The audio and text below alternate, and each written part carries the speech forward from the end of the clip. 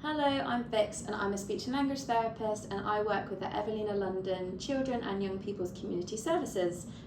Welcome to our school talk for today. I'm going to be talking about visualising anxiety and a top tip for the week. So our theme for January is higher level language and life skills. And as I said, the topic I will be talking about is visualising anxiety and some strategies and ways in which we can help our children to understand these feelings, as well as some strategies that they can use to help make them feel a bit calmer. So this video is probably appropriate for children aged 7 and above, but have a look out at some of the other videos on our page and you might find something that would be more suiting for your child. So the activity we're going to be doing is called Mr. Nervous and Mr. Calm. So for this, I'm just going to have some simple pen and paper, but you can make this more exciting for your child by using things such as coloured pens, stickers, glitter, felt shapes, anything you think that might help them engage with you on this activity. So I'm going to be using a visual timetable today to help us track what we need to do and get through. So we've finished our introduction, so I'm going to cross that off. Next up, we have our tip of the week.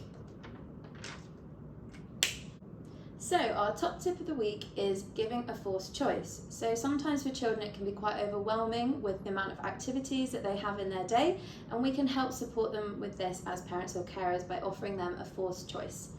So for example, helping a child organise themselves when they've got home from school, you could ask them, would you like to do your history or your maths homework first? Alternatively, you can give them an even more forced choice by saying, shall we find a relaxing playlist to listen to together? By doing this, you're helping your child maintain their independence and their decision-making skills while still supporting them in completing those really important tasks. So that's it for the top tip of the week. So we're going to cross that off our visual timetable now. And we can see that it's now time for our activity. So for our activity, I have two lovely drawn people. One is Mr. Calm and one is Mr. Nervous. So we're going to start with Mr. Nervous. So as I said, this activity is all about helping our child understand our thoughts and feelings that go when we're feeling a little bit nervous. So first thing I'm going to do is draw a what box.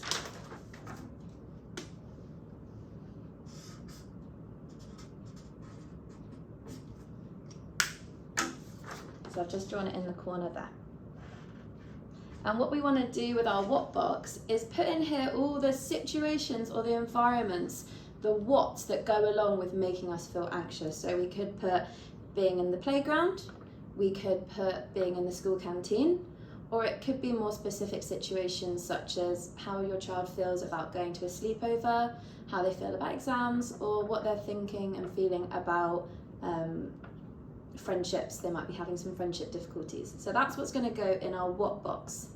Next up, we're going to think about our feelings. So for this, we're going to be using Mr. Nervous to come up with what happens to our body and what's happening all around us when we're feeling nervous. So we could draw a pair of lips. And next to these lips, we might write that we get a dry mouth.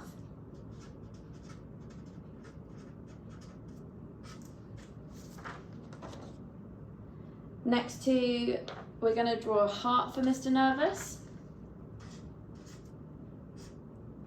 And we might write fast to express that feeling of our heart beating. Next up, we might, on his hands, write sweaty.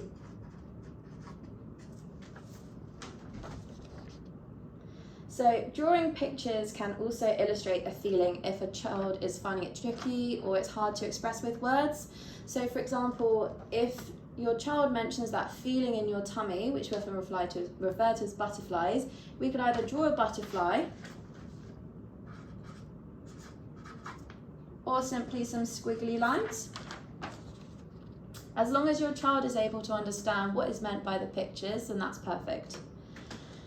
So the next one we're going to do is nervous thoughts. I maybe haven't left myself enough space for that. That's fine. You can always start again, or you can just make it fit. So for nervous thoughts, what I'm going to do is I'm going to draw a thought bubble over here.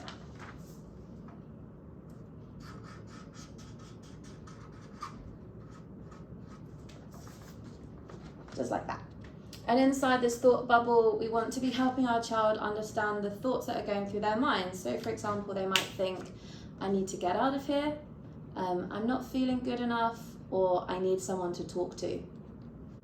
So now that we've got our Mr. Nervous, and we've thought about all the not so great things about feeling anxious, we're now going to talk about Mr. Calm. So Mr. Calm is probably going to look slightly similar to Mr. Nervous, in fact that we're going to be thinking about strategies that can help us with what we've already picked out. So on Mr. Nervous, we have a dry mouth, so let's start there.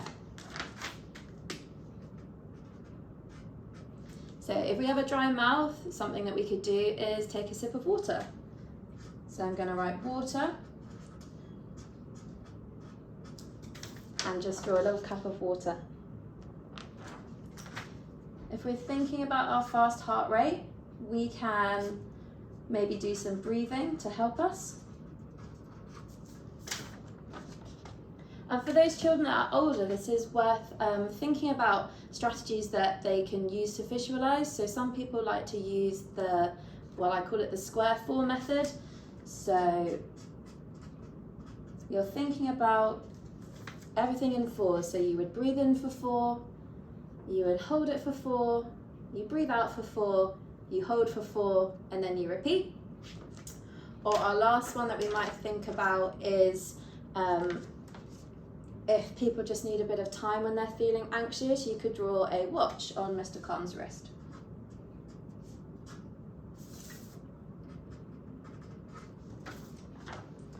So that's just a really simple showing about how we can use Mr. Calm and Mr. Nervous.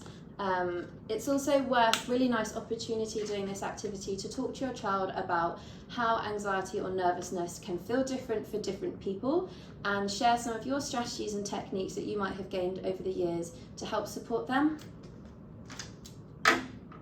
So as well, when we've got our Mr. Nervous and our Mr. Calm, you might want to try drawing them for different situations. You can also photocopy them so that your child can have them with them in their school bag, so that they always have it with them should they need it.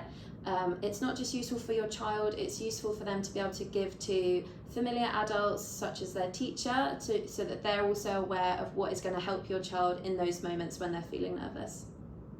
So that's it for our activity. So we're going to get our visual timetable and we're going to cross that off.